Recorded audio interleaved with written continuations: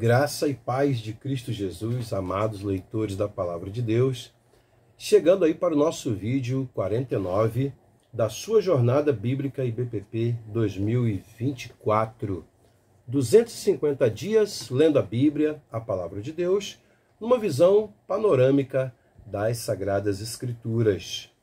Eu sou seu amigo Pastor Euclides Manhães Gomes e tenho o prazer de compartilhar com você hoje a sequência da grande saga de Gideão e seus 300 valentes. Sim, se os gregos têm a sua lendária história dos 300 de Leônidas nas Termópilas, Israel também tem a sua história, muito mais factível, acontecida uns 800 anos antes da lendária história que marcou o início do grande império grego no século VI antes de Cristo, né? Da era do Antigo Testamento, assim falando para nós os cristãos.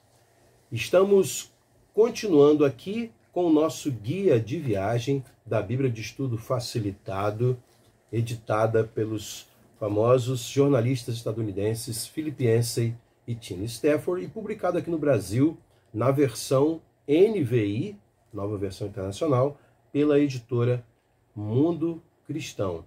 Nós estamos na reflexão de hoje com o tema Virada Militar. Gideão enfrenta as adversidades.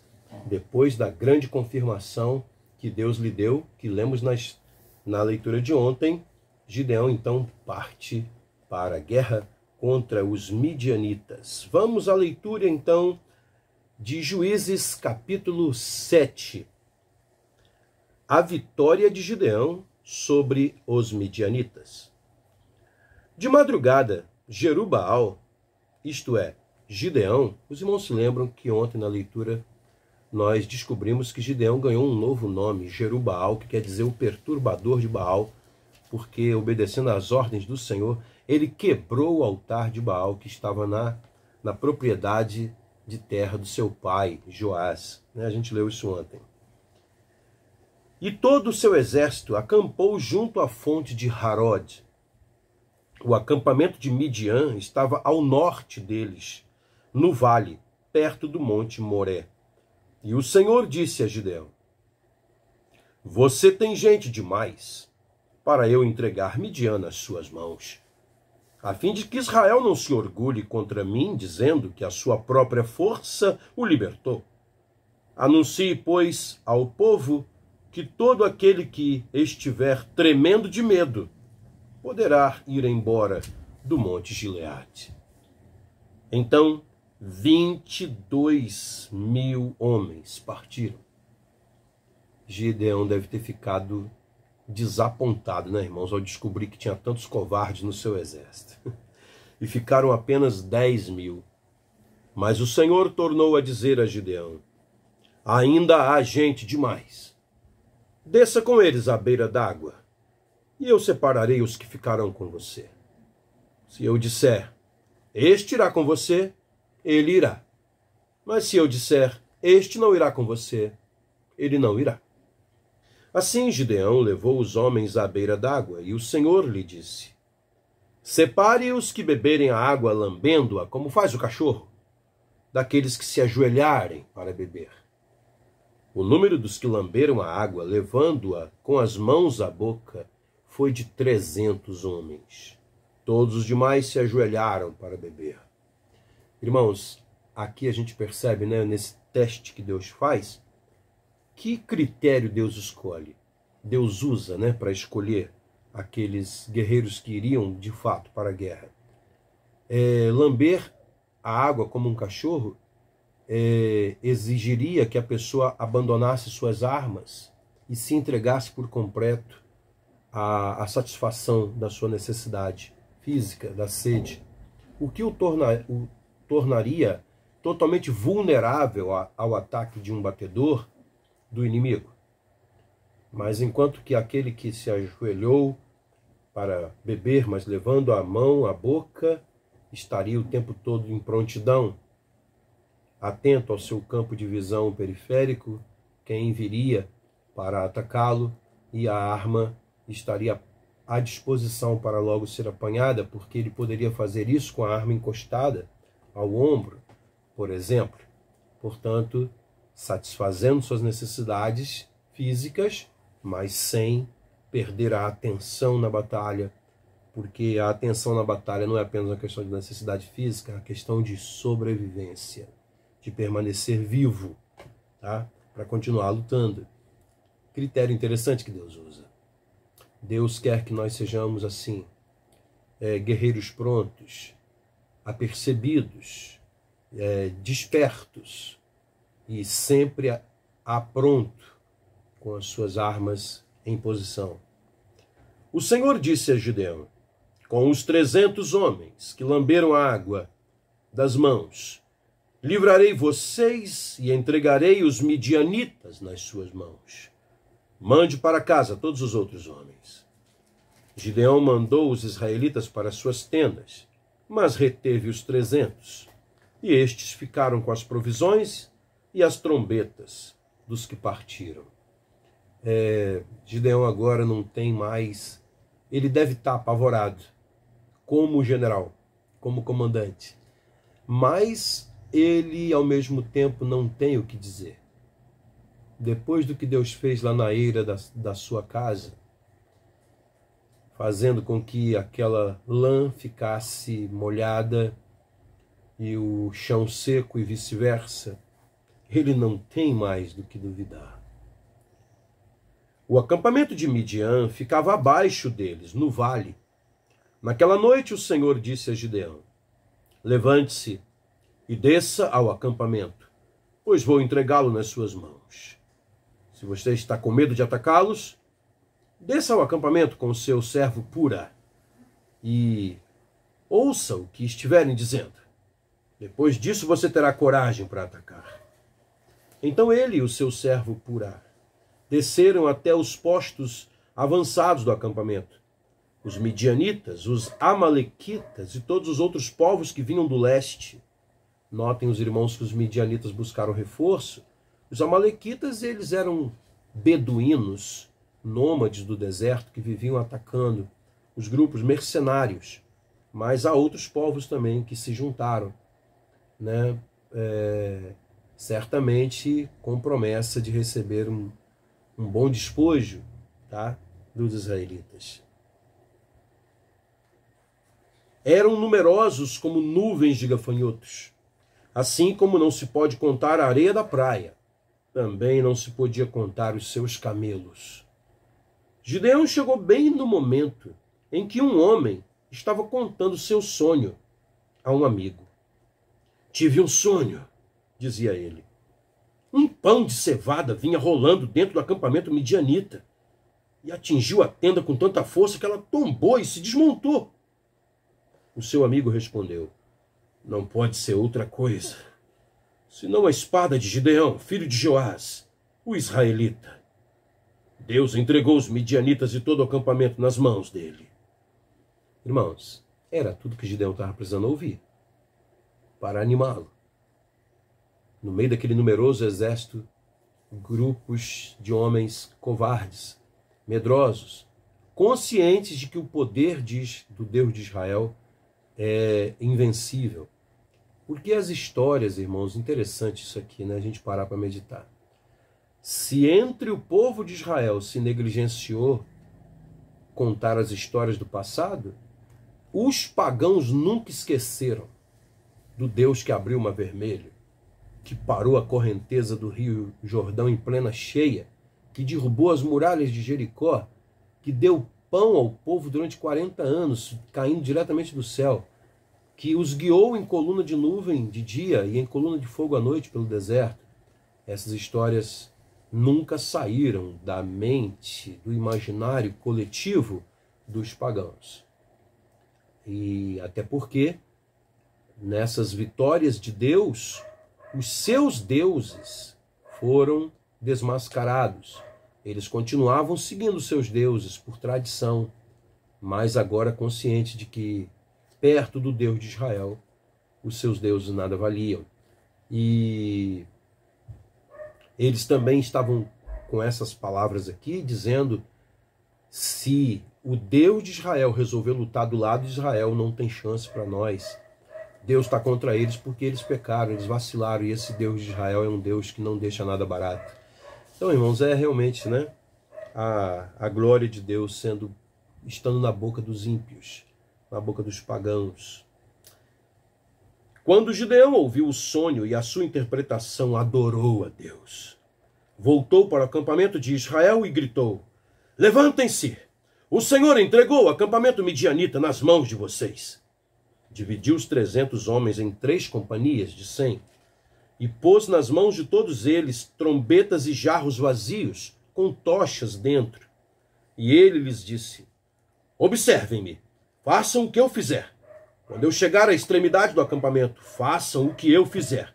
Quando eu e todos que estiverem comigo tocarmos as nossas trombetas ao redor do acampamento, toquem as suas também e gritem: pelo Senhor e por Gideão. Gideão e os 100 homens que o acompanhavam chegaram aos postos avançados do acampamento pouco depois da meia-noite, assim que foram trocadas as sentinelas. Então tocaram as suas trombetas e quebraram os jarros que tinham nas mãos. As 3 companhias tocaram as trombetas também e também despedaçaram os seus jarros. Empunhando as tochas com a mão esquerda e as trombetas com a direita, gritaram: a espada! Pelo Senhor e por Gideão! Cada homem mantinha sua posição em torno do acampamento, e todos os midianitas fugiam, correndo e gritando. Quando as 300 trombetas soaram, o Senhor fez que em todo o acampamento os homens se voltassem uns contra os outros com as suas espadas.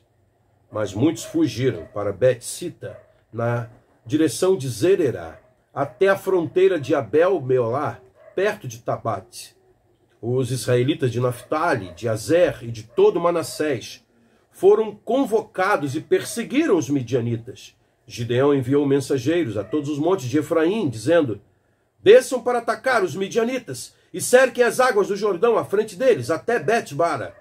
Foram, pois, convocados todos os homens de Efraim, e eles ocuparam as águas do Jordão até Bet-bara.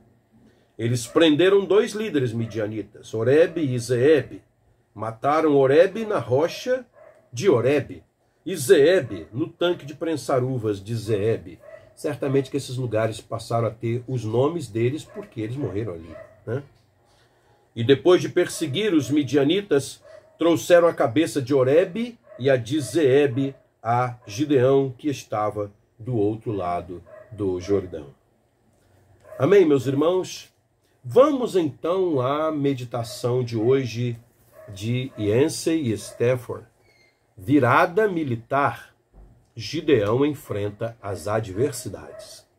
Eles destacam aqui os versículos 2 e 3. E o Senhor disse a Gideão: você tem gente demais para eu entregar Midian nas suas mãos, a fim de que Israel não se orgulhe contra mim, dizendo que a sua própria força o libertou. Anuncie, pois, ao povo que todo aquele que estiver tremendo de medo poderá ir embora. Chegado o momento de Gideão desferir o golpe decisivo para os israelitas, Deus dá instruções que assustariam um general experiente, quanto mais um novato como Gideão. Seguindo as ordens, Gideão reduz o tamanho do seu exército, de um total de 32 mil homens para míseros 300, menos de 10%. Se um exército com tamanha desvantagem numérica prevalecesse, a vitória totalmente inesperada provaria sem dúvidas que Deus está no controle e é digno de confiança. Sabendo o potencial de Gideão, Deus trabalha com paciência para lhe conceder a coragem necessária. Ele o encoraja, direciona e, finalmente, transforma. Praticamente da noite para o dia, Gideão se torna um general resoluto e enérgico. Usando ruídos e luzes como táticas de intimidação, seu pequeno bando põe o inimigo para correr. Antes de Gideão assumir o papel de liderança, Os israelitas viviam à mercê das tribos saqueadoras de beduínos que tomavam para si os produtos e as riquezas dos lavradores locais. Mas agora, sob a liderança dele, o pequeno exército dos israelitas devasta os midianitas, dissipando-os, e o triunfo de Gideão inaugura uma era de liberdade. Talvez ninguém se sinta tão surpreso quanto o próprio Gideão. Material descartável. A improvável seleção de Gideão, para não mencionar sua surpreendente vitória, estabelece um padrão que se repetirá no decorrer do livro de Juízes. Numa época em que as mulheres são consideradas cidadãs de segunda categoria, como no 954 de Juízes, Abimeleque, o usurpador, ele ousa tirar a própria vida para que não ficasse com a fama de que uma mulher o havia matado, já que uma mulher na torre de Siquém jogou uma pedra de moinho que partiu o seu crânio lá embaixo. E no 19:24 de Juízes a gente encontra aquela trágica história da concubina do levita, que foi desprezada pelo seu marido e estuprada por estranhos. Uma história horrorosa, irmãos. Apesar das mulheres serem consideradas cidadãs de segunda categoria, Deus escolhe Débora para liderar seu povo. A história está lá em Juízes 4 e 5. Jefté, outro juiz a quem Deus designa para a liderança, cuja história está lá no capítulo 11, era um excluído social, líder de um bando de foragidos. Ao longo de toda a Bíblia, na verdade, Deus utiliza material descartável. A própria tribo de Israel, povo escravizado, sem cultura, com memória curta em relação à bondade de Deus, não foi escolhida por suas qualidades admiráveis. Deus deixou isso bem claro para eles lá em Deuteronômio capítulo 7. Vez após vez, os israelitas se mostram falhos, bem como seus líderes também. Deus não busca as pessoas mais capazes exteriormente, nem os mais naturalmente bons. A partir de material improvável, Deus realiza grandes coisas, de modo que o mundo veja que a glória pertence a Deus, e a Deus somente. Paulo abordou esse tema quando escreveu, mais de 1000 anos depois: Irmãos, pensem no que vocês eram quando foram chamados. Poucos eram sábios, segundo os padrões humanos. Poucos eram poderosos. Poucos eram de nobre nascimento. Mas Deus escolheu o que para o mundo é loucura, para envergonhar os sábios. E escolheu o que para o mundo é fraqueza, para envergonhar o que é forte. Para que, como está escrito, quem se gloriar, glorie-se no Senhor. 1 Coríntios 1, 26, 27 e 31. Uma questão para a gente pensar. Acaso Deus tem usado você de maneiras improváveis? Levando em conta sua história de vida ou capacidades? Tem acontecido assim com você? Quando você para perceber a forma como Deus te usa, a tua conclusão é o quanto você é improvável? Então, se isso é verdade, você é uma expressão viva da glória de Deus. Amém? Pai, em nome de Jesus, nós queremos nesta hora, nesta nossa leitura de hoje, invocar o Senhor como o Deus dos improváveis, o Deus dos descartáveis, daqueles que o mundo rejeita, mas que o Senhor, vendo o potencial e vendo o coração sincero e humilde, simplesmente o Senhor usa e manifesta, expressa a glória do teu poder através. Senhor, seja assim conosco. Como disse João Batista, importa que tu cresças e que nós diminuamos. Que a tua glória se manifeste através dos nossos humildes atos. Todos eles só realizados mercê de tua graça e de teu poder sobre nós. Seja bendito o santo e doce nome de Jesus para sempre. Amém, Deus. Amém. Deus abençoe você e a sua casa. E até a nossa leitura de amanhã, quando vamos fechar o livro dos Juízes, falando sobre a fraqueza do super-homem, Sansão. Até lá!